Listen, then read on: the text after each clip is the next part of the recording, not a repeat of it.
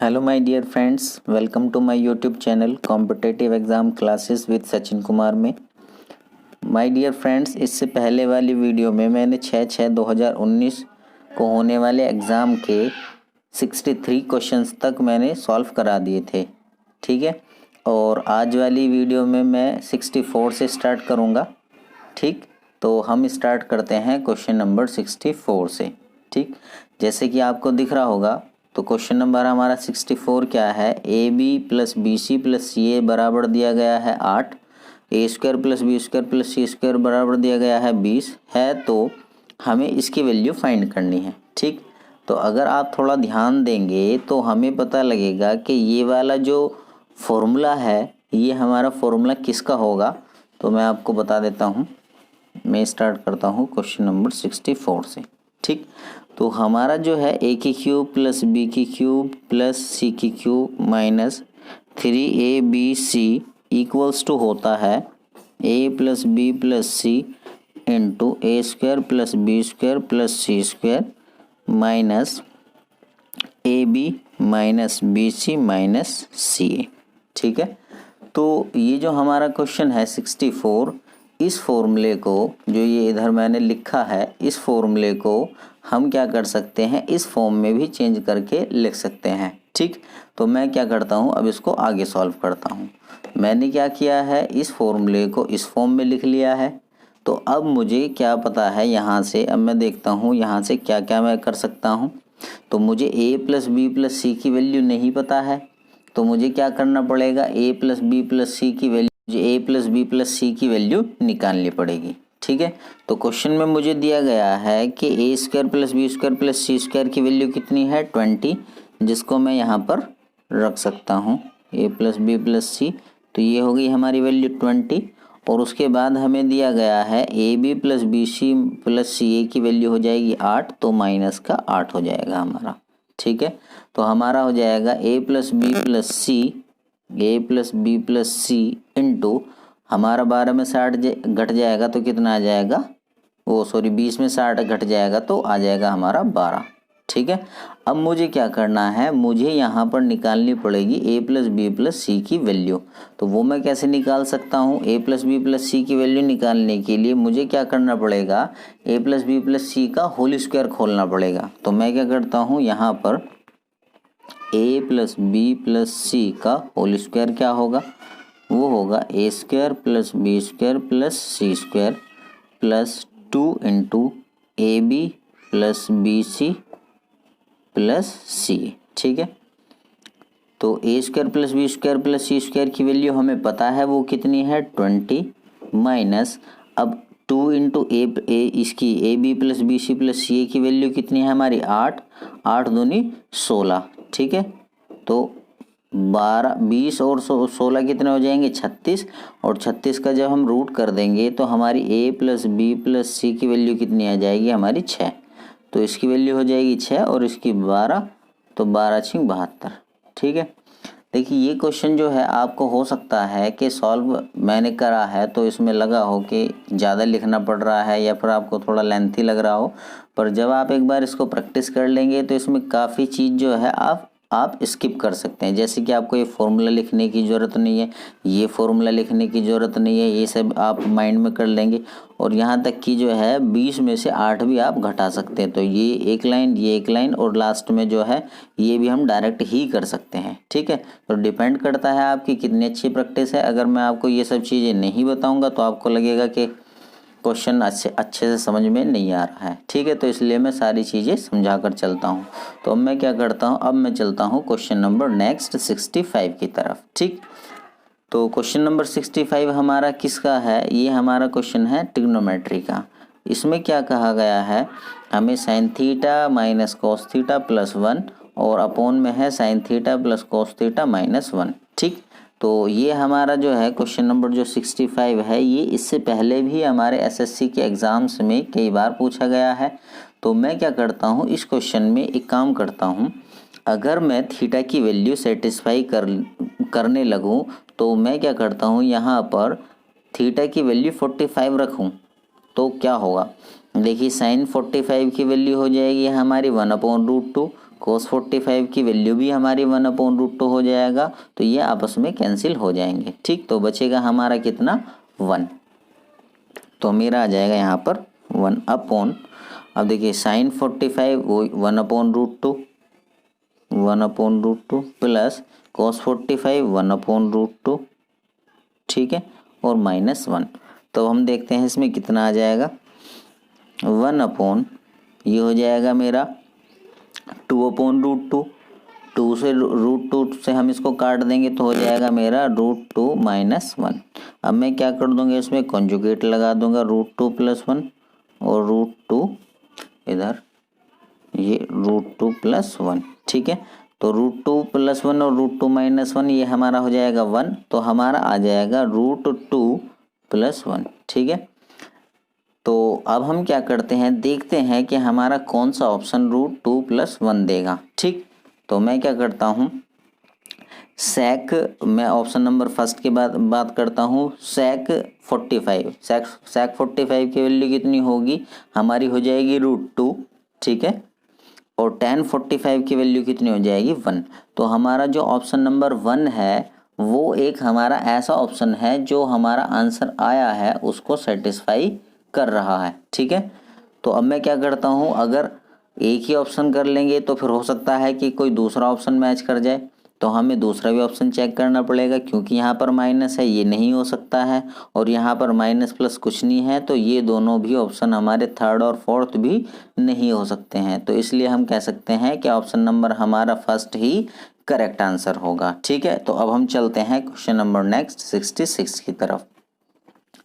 Question number 66 में क्या कहा है, एक धातु के एक बेलनाकार पाइप का आयतन 7480 सेंटीमीटर क्यूब है। इसकी लंबाई 1.4 मीटर है और इसकी बाहरी त्रिज्या 9 सेंटीमीटर है, तो इसकी मोटाई क्या होगी, ठीक है।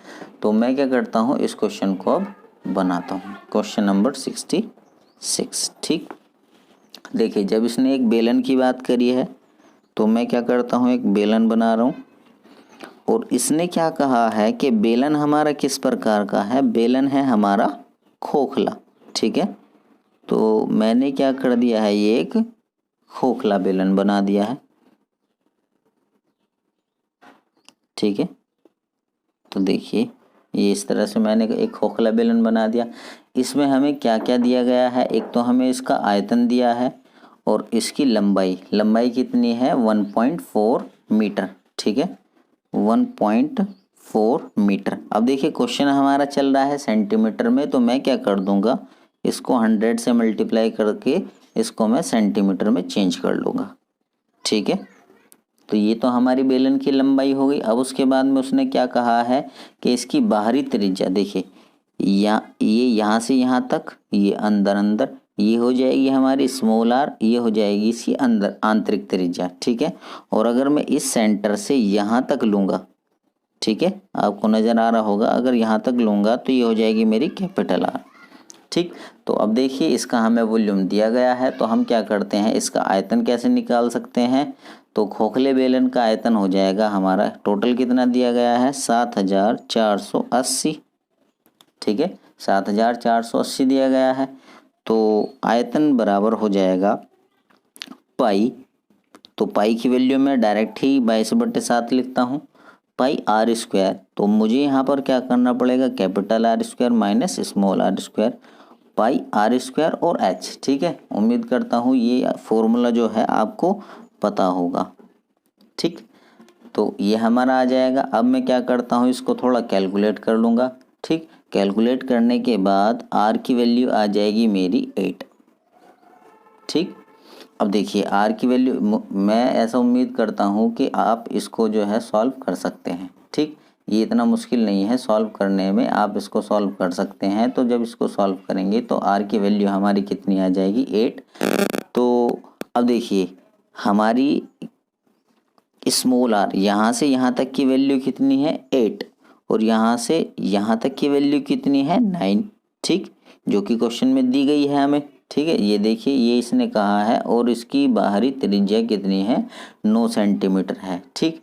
तो हमें पता लग जाएगा यहाँ से कि इसकी मोटाई कितनी होगी, मोटाई हो जाएगी 9 - 8 मतलब 1 सेंटीमीटर। ठीक है, यही हमारा आंसर हो जाएगा। ठीक है, उम्मीद करता हूँ आपको ये क्वेश्चन समझ में आ गया होगा। अब हम क्या करते हैं, अब हम चलते हैं क्वेश्चन नंबर नेक्स्ट की तरफ। ठीक, क्वेश्चन नंबर नेक्स्ट है हमारा 67। तिहरे संख्याओं का औसत 80 है। ठीक, तो मैं क्या करता हूँ, इस क्वेश्चन को साथ साथ सॉल्व करता हूँ हल्का हल्का। 67, इसमें क्या कहा गया है कि तिहरे संख्याओं का औसत 80 है। तो हम क्या कर लेंगे, इनको मल्टीप्लाई कर देंगे। 13 × 8 = 104, 1040। ठीक है, अब उसने क्या कहा है, पहली 5 संख्याओं का औसत 74.5 है। पहली 5 संख्याओं का औसत 5 × 74.5, जब हम इसको मल्टीप्लाई कर देंगे तो आ जाएगा हमारा 372.5। ठीक है, पहली 5 संख्याओं का औसत 74.5 है और अगली 5 संख्याओं का औसत 82.5 है। तो मैं क्या करूँगा, नेक्स्ट जो 5 है उनका है 82.5। तो जब हम इनको मल्टीप्लाई कर लेंगे तो हमारा आ जाएगा 412.5। ठीक है, अब मैं क्या करता हूँ, अगर इन दोनों को मैं जोड़ दूँ, इन दोनों को जोड़ने के बाद मेरा कितना आ जाएगा, 785। ठीक है, और इस 785 को मैं क्या करूँगा, 1040 में से घटा दूँगा तो मेरा आ जाएगा 225। ठीक है, देखिए आप देखिए यहाँ पर कि 13 में से 5 और 5 10 नंबर का जो है हमने अरेंजमेंट या मैनेजमेंट बना लिया है। बाकी कितने नंबर बचे हुए हैं, हमारे 3 नंबर, क्योंकि टोटल नंबर उसमें दिया गया है 13 संख्याओं का औसत। ठीक है, तो जो हमारे टोटल नंबर हैं वो है कितने, 13। ठीक है, तो मैं क्या करता हूँ, अब करता हूँ जो बाकी के 3 नंबर हैं, क्योंकि 13 में से 10 का तो हो चुका है। अब मुझे कौन कौन सी का होगा, बस जो बाकी निकालना है 11th 12th और 13th। ठीक है, तो उसमें क्या है, अब देखिए उसने क्या कहा, 11वीं संख्या 12वीं से 6 अधिक है और 12वीं संख्या 13वीं से 6 कम है।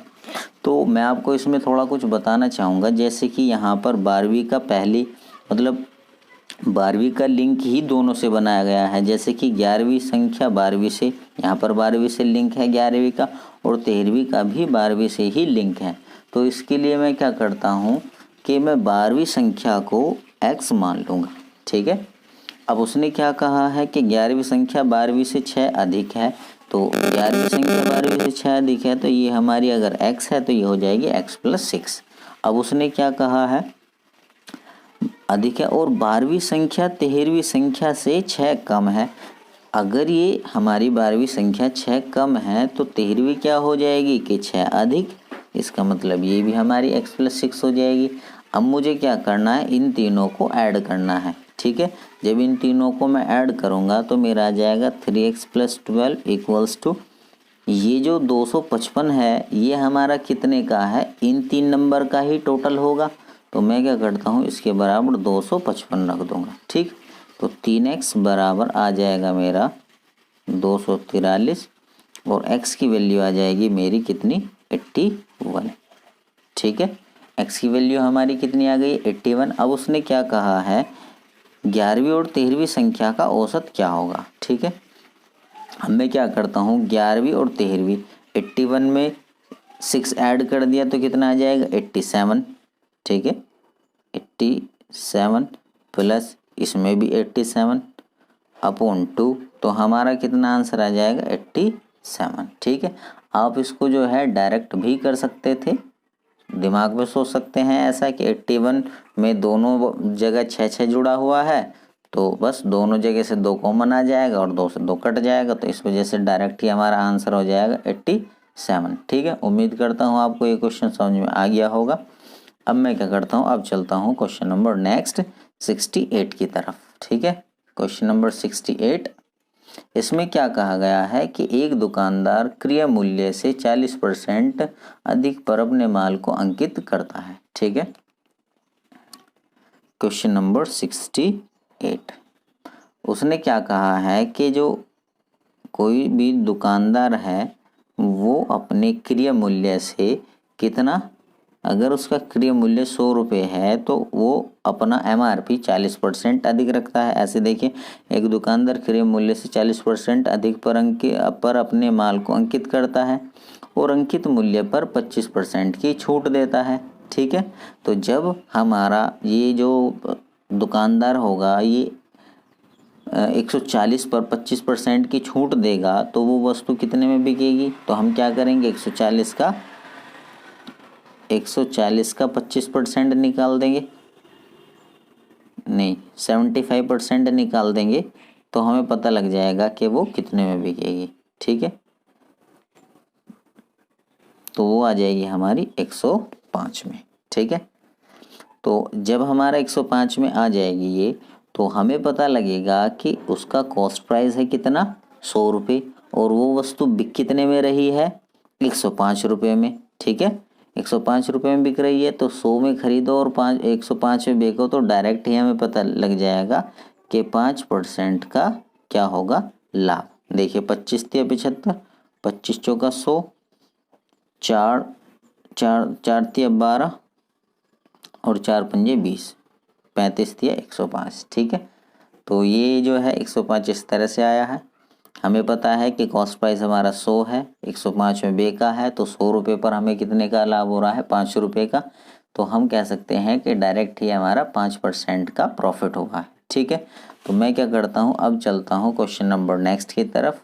69 है जो हमारा दिया गया है कंपाउंड इंटरेस्ट से। ठीक है, इसमें क्या कहा गया है कि 15,000 की राशि को 16% चक्रवृद्धि वार्षिक ब्याज पर उधार दिया जाता है। दूसरे वर्ष और तीसरे वर्ष के लिए चक्रवृद्धि ब्याज में अंतर क्या है? ठीक है, तो हमें क्या करना है, दूसरे वर्ष और तीसरे वर्ष के लिए चक्रवृद्धि ब्याज में अंतर पता करना है। ठीक है, तो मैं क्या करता हूँ, 69 नंबर क्वेश्चन हमारा कितना है, 15,000 रुपये तो हमारा क्या है, प्रिंसिपल वैल्यू है। ठीक है, अब उसको क्या कहा गया, 16% वार्षिक चक्रवृद्धि ब्याज पर दिया गया है दूसरे और तीसरे वर्ष। इसका मतलब हमें 3 साल तक कंपाउंड इंटरेस्ट निकालना पड़ेगा। ठीक है,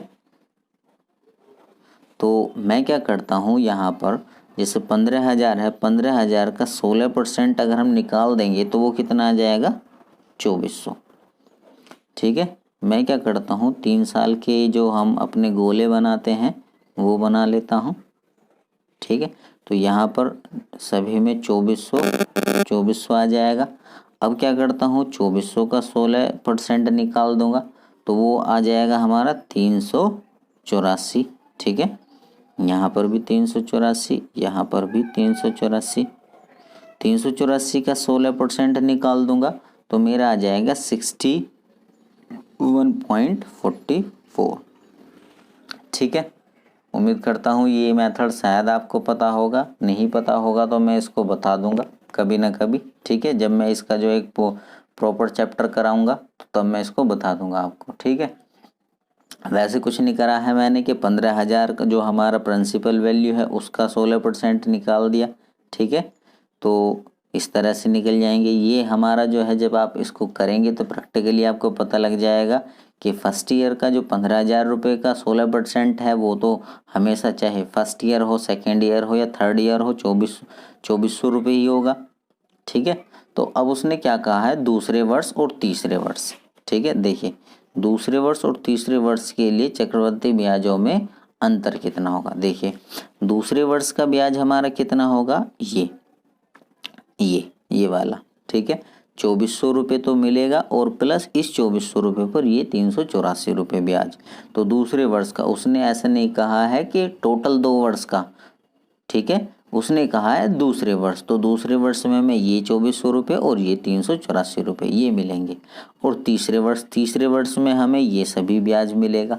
ठीक है, ये 2400 रुपये, 384 ये। ठीक है, तो उसने हमसे पूछा है दूसरे वर्ष और तीसरे वर्ष के चक्रवृद्धि ब्याज का अंतर कितना हो जाएगा। ठीक है, तो अब मैं क्या करता हूँ, देखिए 2400 कैंसिल, क्योंकि अंतर में तो ये नहीं होगा। 384 ये कैंसिल।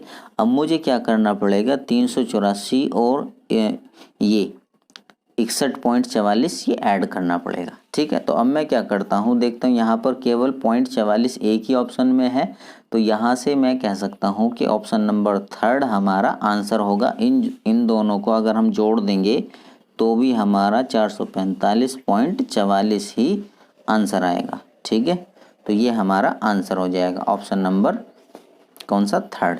ठीक है, उम्मीद करता हूँ आपको ये क्वेश्चन समझ में आ गया होगा। अब हम चलते हैं क्वेश्चन नंबर 70 की तरफ, जो हमारा है ज्योमेट्री से। ठीक है, इस क्वेश्चन में हमसे क्या कहा गया है, त्रिभुज ABC का केंद्रक G है। ये क्वेश्चन जो है काफ़ी अच्छा क्वेश्चन है, इसको मैं जो है आपको थोड़ा बता देता हूँ।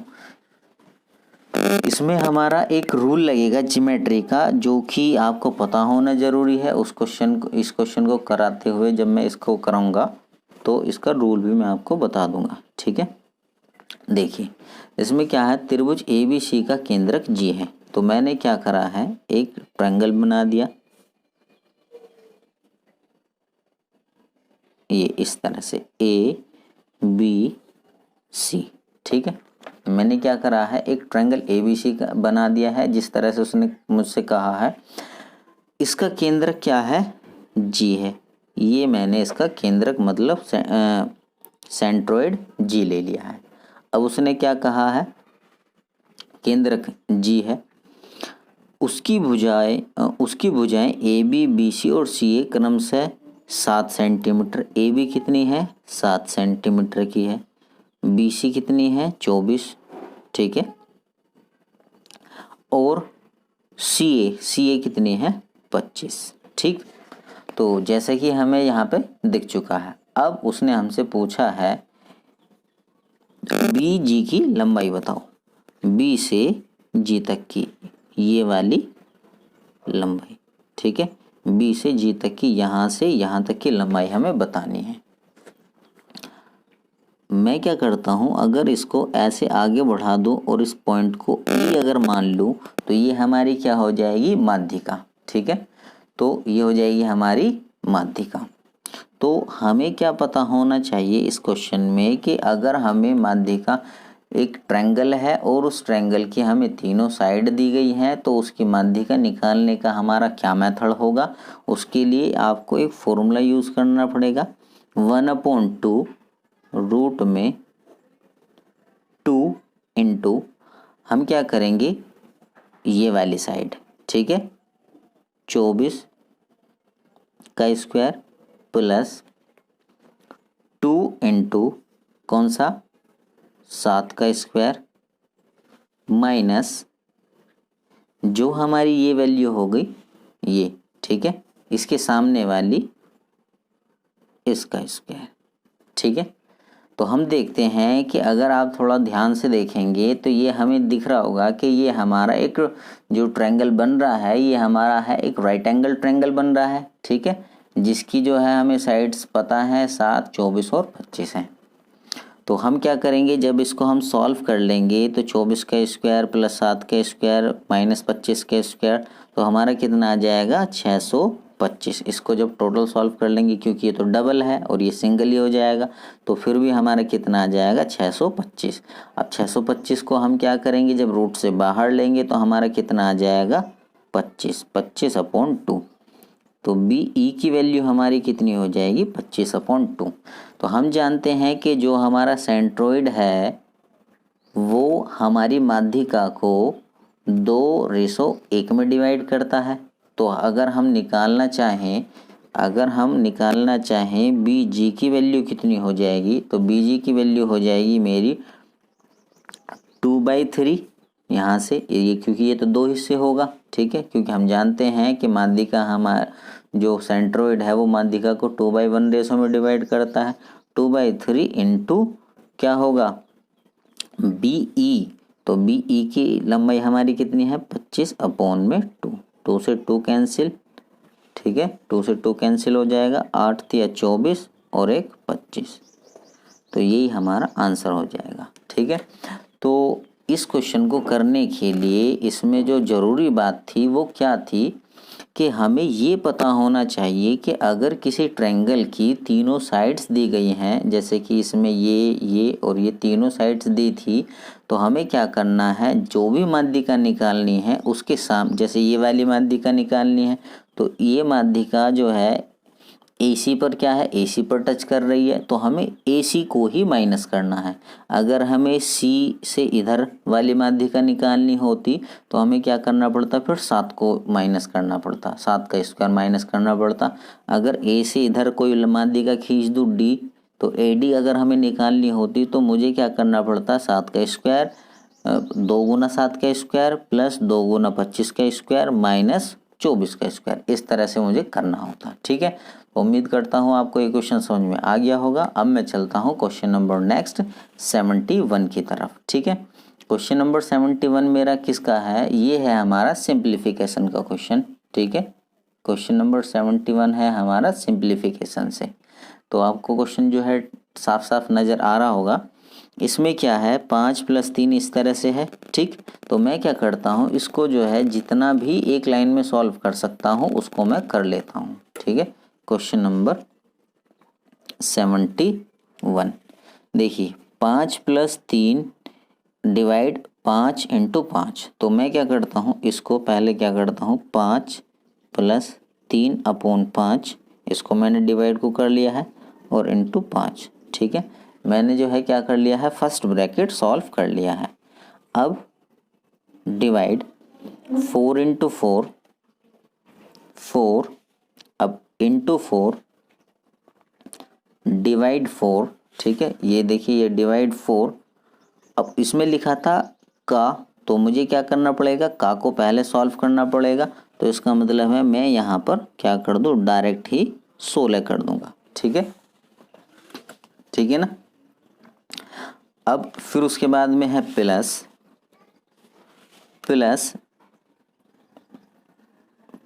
4 डिवाइड 4, 4 डिवाइड 4 इंटू 4। ठीक है, ये हमारा ब्रैकेट क्या हो चुका है, बंद हो चुका है। ये अब हमारा थर्ड वाला मतलब लास्ट ब्रैकेट है, इंटू इसमें क्या दिया गया है हमें, 3 डिवाइड, इसमें का दिया गया है, तो हमें क्या करना पड़ेगा, पहले का को सॉल्व करना पड़ेगा। 6 × 18, तो 3/18। ठीक है, ये हमें दिख चुका है। देख लीजिए, इस क्वेश्चन को मैंने जो है इस तरह से लिख लिया है। अब मैं क्या करता हूँ, यहाँ से जो भी कट सकता है उसको मैं क्या कर देता हूँ, काट देता हूँ, मतलब जहाँ तक सॉल्व हो सकता है उसको सॉल्व कर लूँगा। 5 और 3 8। ठीक है, डिवाइड 4 चौक 16, इससे ये पूरा कट चुका है। ठीक है, इससे ये कैंसिल और यहाँ पर आ जाएगा 4, 4 और 1 5, इंटू 3 × 3 और 3 × 6 18, तो ये जाएगा 1/6। ठीक है, मुझे पहले ये सॉल्व करना पड़ेगा, तो मैं क्या करता हूँ, 5/6 आ जाएगा 8। अब इस डिवाइड को अगर मैं मल्टीप्लाई करना चाहूँ तो क्या करना पड़ेगा, मुझे जो है ये जो हमारा 5/6 बन रहा है, इसको मैं क्या लिख दूंगा, 6/5। तो 8 × 6 48, 48/5। अब क्या आ जाएगा, 5 × 45, 46, 47, 48, ये तो 9 सही 3/5 हमारा क्या हो जाएगा, आंसर हो जाएगा 9 सही 3/5। ठीक है, तो 9 सही 3/5 हमारा आंसर होगा, ऑप्शन नंबर 4। ठीक, उम्मीद करता हूँ आपको ये क्वेश्चन समझ में आ गया होगा। तो अब हम क्या करते हैं, अब हम चलते हैं क्वेश्चन नंबर 72 की तरफ। ठीक है, क्वेश्चन नंबर 72 में क्या है, देखिए, sec² theta plus cosec² theta into tan² theta minus sin² theta का मान बराबर है। ठीक है, तो इनमें से किसके बराबर है। अब देखिए, इसके जो है हमारे पास दो तरीके हैं। एक तरीका क्या है कि अगर मैं चाहूँ तो यहाँ पर मैं क्या कर सकता हूँ, थीटा की वैल्यू अगर 45 रख लूँ तो हमारा आंसर आ जाएगा। तो देखिए किस तरह से आ जाएगा हमारा आंसर 72। मैं क्या करता हूँ, थीटा की वैल्यू अगर 42 रख लूँ तो यहाँ पर सेक 45 की वैल्यू कितनी हो जाएगी हमारी, √2। ठीक, √2 का स्क्वायर करेंगे तो हमारा कितना आ जाएगा, 2। 2 प्लस इसी तरह से कोसेक 45 की वैल्यू हमारी कितनी हो जाएगी, √2। √2 का स्क्वायर करेंगे तो हमारा कितना आ जाएगा, 2। ये हमने सॉल्व कर लिया है। इनटू tan 45 की वैल्यू कितनी हो जाएगी, 1 माइनस, अब देखिए sin 45 की वैल्यू हमारी कितनी हो जाएगी, 1/√2। 1/√2 का स्क्वायर करेंगे तो कितना हो जाएगा, 1/2। ठीक है, 1/2 हो जाएगा। अब देखिए ये बन रहा है हमारा कितना, 4 को हम रूट से बाहर लेंगे तो कितना आ जाएगा, 2 और 2 एकम 2, तो ये हो जाएगा 2 में से 1 गया 1, 1/√2। ठीक है, √2 से इसको हम कैंसिल कर देंगे तो हमारा कितना आ जाएगा, √2। ठीक, तो हमें ये देखना है कि कौन सा ऑप्शन हमारा √2 आंसर दे देगा। ठीक है, तो अब हम चेक करते हैं। देखिए अगर हम ऑप्शन नंबर फर्स्ट की बात करते हैं, sin 45 की वैल्यू कितनी हो जाएगी, ये सब चीज़ें हमें क्या करना है, जब हम ऑप्शन चेक करेंगे तो ये सब चीज़ें हमें अपने दिमाग में ही सॉल्व करनी है। sin 45 की वैल्यू कितनी हो जाएगी हमारी, 1/√2 और cos 45 की वैल्यू कितनी हो जाएगी, वो भी 1/√2 होगी। पर यहाँ पर क्या है, हमारा स्क्वायर है, तो स्क्वायर है तो 1/2 हो जाएगा। तो 1/2 और इंटू 1/√2, तो ये हमारा √2 नहीं बना सकते हैं, तो इसलिए हमारा ऑप्शन ये नहीं होगा। अब मैं क्या करता हूँ, ऑप्शन नंबर सेकंड चेक करता हूँ। तो हमारा क्या है, sin थीटा कितना हो जाएगा, 1/1। देखिए मैं ऑप्शन नंबर, क्योंकि हमारा आंसर यही है, ऑप्शन नंबर बी। ठीक है, ऑप्शन नंबर बी में हमारा क्या है, sin थीटा हमारा कितना है, 45। तो sin 45 की वैल्यू कितनी हो जाएगी, 1/√2। ठीक है, और यहाँ पर क्या है हमारा sec 45 की वैल्यू कितनी हो जाएगी हमारी, √2 और √2 का होल स्क्वायर करेंगे तो हमारा कितना आ जाएगा, 2। इससे हम इसको कैंसिल कर देंगे तो हमारा कितना आ जाएगा, √2। ठीक है, तो इस तरह से जो है हमारा ऑप्शन नंबर सेकंड जो है वो हमारा सेटिस्फाई करता है, और इसी तरह से हमारा जो आंसर होगा वो हो जाएगा ऑप्शन नंबर 2। ठीक है, तो अब हम क्या करते हैं, हम थोड़ा आगे भी देख लेंगे। ये हो जाएगा कोसेक, हमारा कोसेक 45 हो जाएगा √2 और यहाँ पर हो जाएगा हमारा 2, तो 2√2 तो हमारा नहीं है, तो इसमें क्या है, ये हो जाएगा मेरा √2 और इंटू ये क्या हो जाएगा, 1/2, तो ये मेरा आ जाएगा 1/√2। तो ये भी हमारा आंसर नहीं होगा, ऑप्शन नंबर 4 भी हमारा आंसर नहीं हो सकता है। ठीक है, तो अब मैं क्या करता हूँ, अब मैं चलता हूँ क्वेश्चन नंबर 73 पर। ठीक है, क्वेश्चन नंबर 73 में क्या है, ए की आय बी की आय से 50% अधिक है। ठीक है, तो इस क्वेश्चन को करते हैं, क्वेश्चन नंबर 73। देखिए इसमें क्या है, ए की आय बी की आय से 50% अधिक है।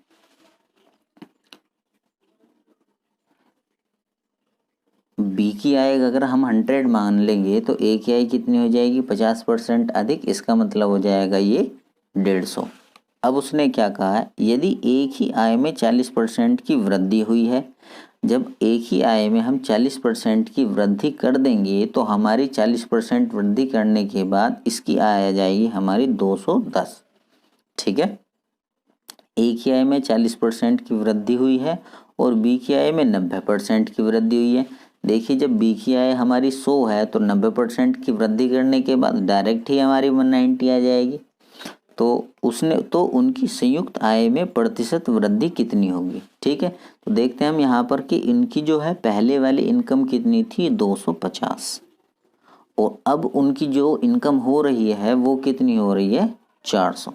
ठीक, तो हमें नज़र आ चुका है कि पहले उसकी 250 इनकम थी, अब 400 हो चुकी है, तो उनको लाभ कितने का मिला है, 250 पर 150 का लाभ मिला है। तो इसको अगर हम परसेंट में बताना चाहें तो 50 × 150, 50 पंजे 5 दूनी 20 × 60। ठीक है, तो 60% की उनकी आय में, संयुक्त आय में वृद्धि हो जाएगी। तो उम्मीद है ये क्वेश्चन आपको समझ में आ गया। ये क्वेश्चन काफ़ी आसान था। अब हम चलते हैं क्वेश्चन नंबर 74 की तरफ, जो कि हमारा है चतुर्भुज से। ठीक है, मतलब क्वाड्रिलेटरल से। तो अब हम क्या करते हैं, क्वेश्चन नंबर 74 पढ़ते हैं।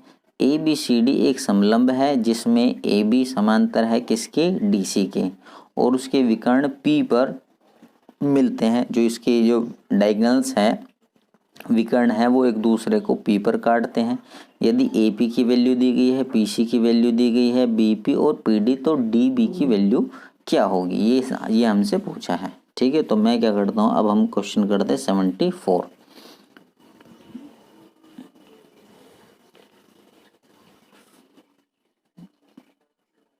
इसमें है ए बी, मैंने इसको मान लिया सी और डी। ठीक है, ये हमारा हो चुका है एक समलम चतुर्भुज। ठीक, अब इस समलम चतुर्भुज में हमने क्या किया है, ये इस तरह से दो क्या खींच लिए हैं, डायगोनल। ठीक है, विकर्ण खींच लिए। उसने कहा है ये एक दूसरे को कहाँ पर काटते हैं, पी पर काटते हैं। तो आपको जो है इस जो समलम चतुर्भुज है इसका रूल पता होगा। इसका रूल क्या होता है कि A P upon P C, A P upon P C equals to इधर B P upon P D. ठीक है, तो ये हमारा इसका रूल होता है। ठीक, उम्मीद है कि ये आपको पता होगा। नहीं पता होगा तो मैंने बता दिया है, आप इसको नोट कर सकते हैं। ठीक, अब हम क्या करेंगे, जो हमें वैल्यूज़ गिवन है उनकी हम वैल्यू यहाँ से रख लेंगे। ए पी की वैल्यू है 3x-1, वो रख लेंगे। ठीक है, और पी सी की वैल्यू हमारी कितनी है, 5x-3, 5x-3 equals to b p की वैल्यू कितनी है, 2x+1 अपॉन में पी डी 6x-5। ठीक है, तो ये हमारे पास में क्वेश्चन बन चुका है। ठीक, अब देखिए यहाँ पर हमारे पास क्या है, या तो हम इनको ऐसे क्रॉस मल्टीप्लाई करें और इनको सॉल्व करें। ठीक है, या फिर हम क्या कर सकते हैं, एक बार ट्राई करके देख सकते हैं कि अगर हम इसको सेटिस्फाई करना चाहें तो 1 या 2 से स्टार्ट करेंगे। ठीक, सबसे पहले मैं क्या करता हूँ, 1 से स्टार्ट करता हूँ। तो 1 रखूँगा मैं, 3 में से 1 गया तो कितना आ जाएगा, 2, और 5 में से 3 गए तो 2, तो 1/1 का रेशो बन चुका है यहाँ पर। तो 2 और 1 3, और 6 में से 5 गए 1, तो ये इसका मतलब है इधर तो बना है 1/1, यहाँ पर बना है 3/1, तो ये बराबर नहीं है। तो अब मैं क्या करता हूँ, 2 रखता हूँ, 3 दूनी 6, 6 में से 1 गया कितना आ जाएगा, 5। ठीक है, और 5 दूनी 10, 10 में से कितना 3 गया तो 7, तो हमारा आ चुका है 5/7। अब मैं यहाँ पर 2 रखता हूँ, 2 दूनी 4 और 1 5, और 6 दूनी 12, 12 में से 5 गए तो 7, तो यहाँ पर भी 5/7, यहाँ पर भी 5/7, तो दोनों साइड का रेशो बराबर हो चुका है। इसका मतलब है x की वैल्यू हम यहाँ पर क्या रख सकते हैं, 2 रख सकते हैं। उसने हमसे क्या पूछा है, उसने हमसे पूछा है डी बी की लंबाई। तो डी बी की लंबाई हमारी यहाँ से यहाँ तक, ठीक है, डी बी। ठीक है, यही होगा। डी बी निकालने के लिए मुझे क्या करना पड़ेगा, पी बी और पी डी, मतलब बी पी, ये बी पी और पी डी, इन दोनों को ऐड करना पड़ेगा। इन दोनों को ऐड करने के लिए मुझे इनों को ऐड करना पड़ेगा। तो देखिए यहाँ पर 6 दूनी 12, नहीं 2 दूनी 4 और 1 5, ठीक है, ये तो हो जाएगा मेरा 5, ऊपर 5 और 6 दूनी 12, 12 में से 5 के कितना आ जाएगा, 7, तो 7 5 कितना हो जाएगा, 12। तो हमारा आंसर कितना होना चाहिए, हमारा इसका आंसर होना चाहिए 12। ठीक है, तो इसका आंसर आ जाएगा हमारा 12। 12 मतलब है ऑप्शन नंबर 3। उम्मीद करता हूँ ये क्वेश्चन आपको समझ में आ गया होगा। तो अब मैं क्या करता हूँ, अब मैं चलता हूँ क्वेश्चन नंबर 75 की तरफ। ठीक है, क्वेश्चन नंबर 75 लास्ट क्वेश्चन है इसका। इसने कहा है, क्वेश्चन आपको नज़र आ रहा होगा, तो इसमें है ए बी सी डी एक चक्रीय चतुर्भुज है जिसके विकर्ण पी पर काटते हैं। यदि ए बी बराबर है बी सी के और डी बी सी बराबर है 70 डिग्री और बी ए सी हमारा है 30 डिग्री, तो पी सी डी का मान क्या है। ठीक, तो देखिए मुझे क्या करना पड़ेगा, सबसे पहले क्या एक चक्रीय चतुर्भुज बनाना पड़ेगा। ठीक, चक्रीय चतुर्भुज हमारा एक ऐसा चतुर्भुज होगा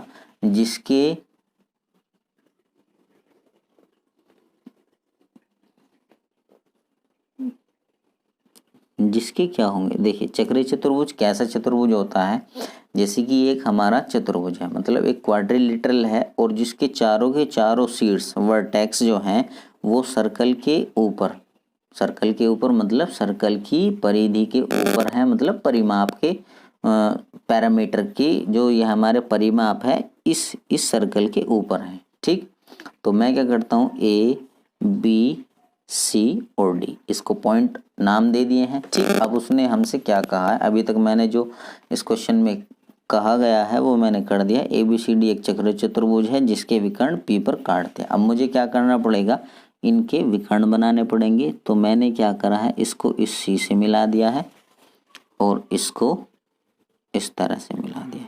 ठीक है, और जो ये आपस में कहाँ पर काट रहे हैं, पी पर काट रहे हैं। ठीक है, ये इस तरह से पी पर काटते हैं। अब उसके बाद में कहा यदि ए बी बराबर है बी सी के, ये ए बी और बी सी ये दोनों साइड जो हैं वो आपस में क्या है, बराबर हैं, जो क्वेश्चन में कहा गया है। डी बी सी कितना है, 70 डिग्री है।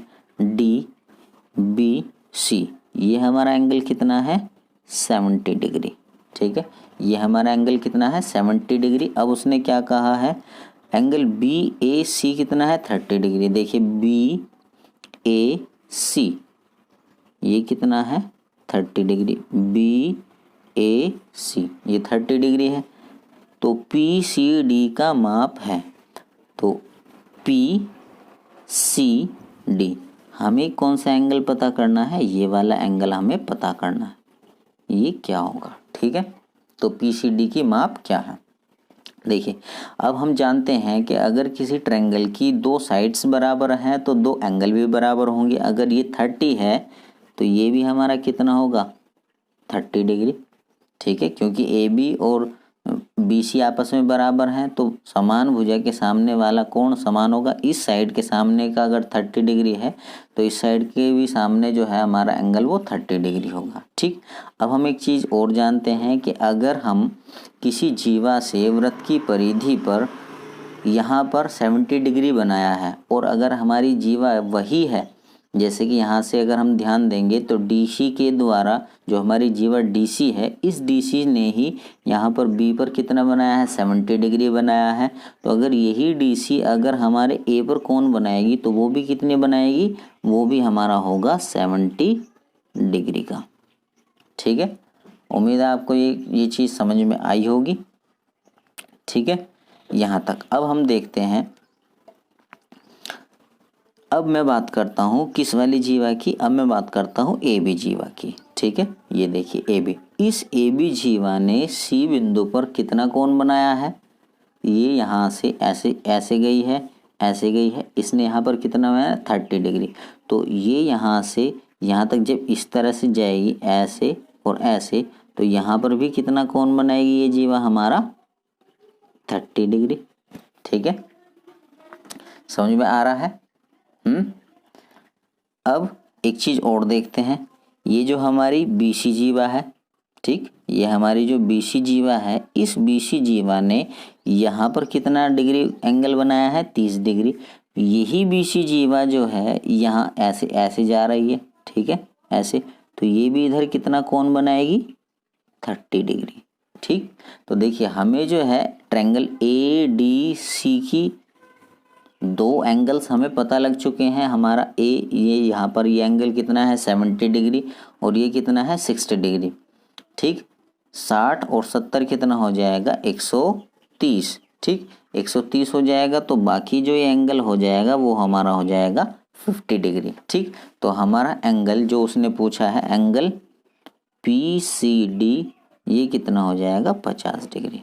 ठीक है, अगर ये आपको क्वेश्चन समझ में नहीं आया है तो आप वीडियो को एक बार फिर पीछे कर लेना, उसमें आपको थोड़ा अच्छे से और समझ में आ जाएगा। तो उम्मीद करता हूँ आपको ये जो मैंने सेट कराया है आपको अच्छा लगा होगा। आप मेरे चैनल को सब्सक्राइब कीजिए और वीडियोस को लाइक कीजिए, और अपने अच्छे, अगर आप चाहते हैं कि इस तरह से कोई और भी पेपर को सॉल्व करना सीखे तो आप उसको शेयर कीजिए। देखिए मैं जानता हूँ कि मेरी जो वीडियो है उसकी क्वालिटी हो सकता है कि इतनी अच्छी ना हो, आपको देखने में इतनी अच्छी नहीं लगे, पर जो मैं आपको क्वेश्चन बताता हूँ, जो मैं आपको सॉल्यूशन करा रहा हूँ, वो एकदम अच्छे हैं और बिल्कुल अच्छे हैं, मतलब आप इस तरह से अगर क्वेश्चन को सॉल्व करेंगे और इस तरह से आप एक बार प्रैक्टिस करना स्टार्ट कर देंगे तो आपका सिलेक्शन ज़रूर होगा।